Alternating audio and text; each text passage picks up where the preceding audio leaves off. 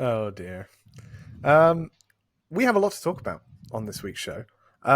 We have to start with some non-racing action for a change because there was some big news in the world of Formula One. Yes, folks, that's right. It's another show that's named about something to do with Formula One. I don't like it either, but you know, It's the racing we hate the most, but it's also the racing that we love to include in the show the most. yeah, I don't know. it's the most exciting. It's reality TV Something racing. about Pinnacle of We all know it's trash, but we have to talk about it.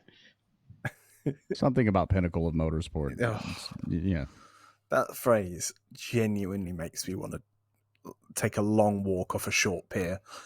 But Daniel Ricciardo, he's the news as he has returned or is returning. The Honey Badger is back. It sounded like typically for this show, the news of his return was announced in the gap between us recording last week's show and the show going out.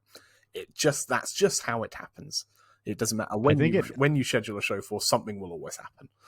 I think the headlines came out like within literal minutes of y'all finishing recording, right? No, it was the next day. Mercifully, it was about 12 hours after we recorded, but still, I thought it was okay. But maybe still, I'm just all fucking annoying. But whatever, it's fine. It's old news, but he hasn't actually stepped back in the car yet, so it's still relevant. We can talk about it. Shut up.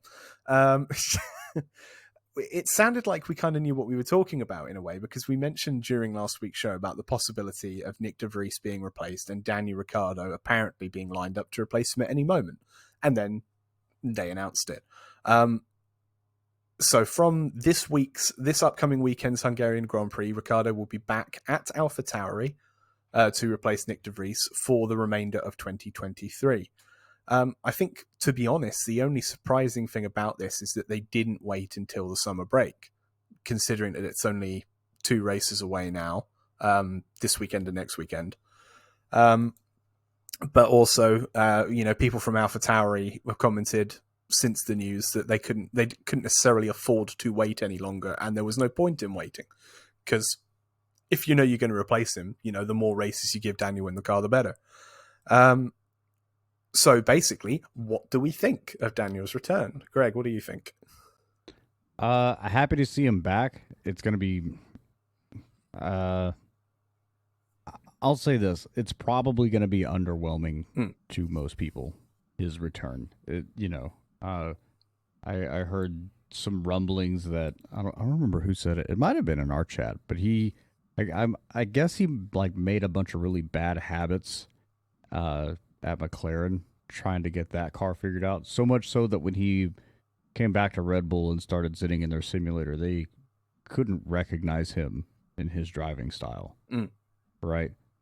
Again, this is me vaguely remembering a conversation that might have happened. So, but that's what I hear. And his last hurrah there at McLaren wasn't that great. No. Either, there was a reason he was paid out of his contract a year early. Yeah, for a rookie. Yeah. And so he was brought back to Red Bull as kind of a gimmick, for lack of a better phrase. That's just my feelings. Well, it makes sense for them in multiple facets, because obviously it's someone that's well known in the team. This is me referring to him being brought back as a third driver at Red Bull. Known amongst the team, obviously. Right. He's been there for years. Knows the surroundings, knows what to expect. He's experienced, so he's good for development purposes. And he's great for marketing. You can't ignore that fact. He is probably F1's most marketable driver, I would say. Yeah. He's got the biggest smile on the grid. He's always happy to be there. He's like a golden retriever on a hike. So it made perfect sense. Just happy to be involved. Yeah. So it made perfect sense to bring him back there. And I think from a personal point of view, obviously I don't know what his thoughts were about going back to Red Bull, but from his mind, at the point of the career he's in Formula One, in motorsport, going to a midfield team is just not something that appealed to him. We'll get onto that in a minute, because obviously now he's at a midfield team. So if with no top drive available, the next best thing for him, I would guess, is being in a position where he can be waiting in the wings to get into a big car like the Red Bull. I guess the question now is why is he now getting in the AlphaTauri as opposed to being put in that car at the start of the year?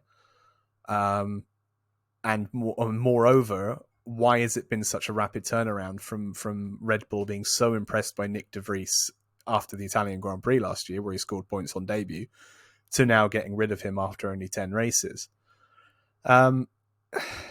It's a difficult thing. We've seen it many times with Red Bull and how cutthroat they are with their young drivers.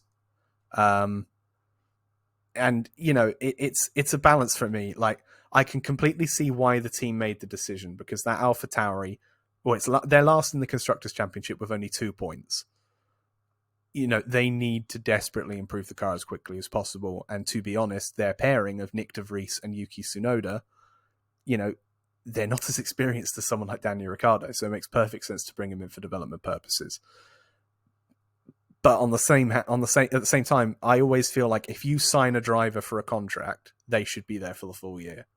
It's not fair, especially in this era of Formula One where there's so little testing, to chuck a driver in, a rookie in, and expect him to perform straight away is somewhat unreasonable, especially at this level of motorsport.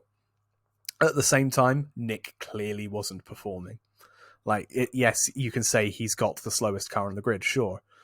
But Yuki Tsunoda, for the vast majority of the race, has been finishing 11th, 10th, or 12th, whereas De Vries has been finishing 15th, 18th, 19th, been crashing a lot, spinning a lot. He's not been good. However, not at all. However, what do you think? Should he have been given the rest of the season, or do you guys think it was right for them to drop him ASAP and get Ricciardo in? My feelings are no. He shouldn't have. Things are playing out exactly the way I want them to play out, and I'll tell you why. This is Formula One. If you can't cut it, you're gone. Period. It's always kind of been like that, right? And it's definitely a double-edged sword, because on one hand, you have the option to get rid of your shit driver, right? But if you choose to do that, you don't get time to develop a driver, right? And so if you're one of those teams that just constantly got this revolving door of guys coming in and getting new seats, you never really get the chance to develop a driver. So it is kind of a double-edged sword. So you'll see some teams make that decision, and you see other teams choose to stick with shit drivers for a while. Haas. It's a give and take, and it's kind of a strategy. It's a gamble, whether or not it's going to be a good decision to not go forward with the driver development and just go ahead and replace the kid with somebody who may have a little bit more experience, maybe more teachable, but again, you're going to have to go back to square one. Daniel hasn't been in a car in how long? A year. And it's going to be it's going to be a different philosophy, in design styles and the way that the car handles and all that, going from Red Bull to McLaren and then to an AlphaTauri. It's going to be tough. It's going to be tough for Daniel. And that's why I said before, I think his return is going to be a little bit of an underwhelming return, because he's going to have to relearn everything again, right? I mean, he may come in and surprise us all. Apparently these 20 guys are supposed to be the best drivers in the world, right? I mean, I'm saying that with, there's a grain of salt to be had there. But no, I don't think Nick should have been given the full contract time. If AlphaTauri can spend the money to buy him out of his contract, because that's what's going to have to happen, right? Yeah, I'd assume so. It's probably not going to be much, but comparatively not as much anyway. Yeah. JD, what do you think about it? I agree with Greg, but for slightly different reasons. I mean, this is, for all intents and purposes, the Red Bull junior team. So them churning over drivers in that organization, that makes sense. If you don't see the development path materializing for those drivers, it's good for them to cut them loose before you send them to the big Red Bull team. Because we know in the past, with Albon and Gasly, like they show up to AlphaTauri, do a good first half, and they promote them too quickly. So that always ends up in tears. I agree that Ricardo will probably be lackluster. That we should anticipate that in the AlphaTauri, just given how poor that car's performance has been this year. But at the same time, like you and Greg said, Daniel Ricciardo's the most marketable guy in F1. Drive to Survive shot up his value tremendously. He's got all of his brands, all of his followers. I mean, there's going to be everything to like about this new pairing, and it'll be a good benchmark to see not only how good Sonoda is, but also how good Danny Rick still is.